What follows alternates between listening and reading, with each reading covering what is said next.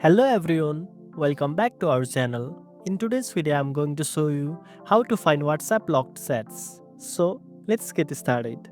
First of all, open your WhatsApp app and make sure you are on the main chat screen. Now, if you have locked chats, they are not shown openly in your regular chats. Look at the top of the message list. Here you'll see locked chats and tap on it. WhatsApp will now ask you to unlock it either with your fingerprint or the password you have set. Once you verify yourself, you will be able to see all your locked chats easily. If you do not see the locked chat section after swiping down, it might mean you have not locked any chats yet or your WhatsApp version needs an update. So make sure your app is updated to the latest version from the Play Store to use this feature properly.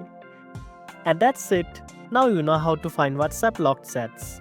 If you found this video helpful, don't forget to like, share and subscribe for more tech tips. Thanks for watching and I'll see you in the next one.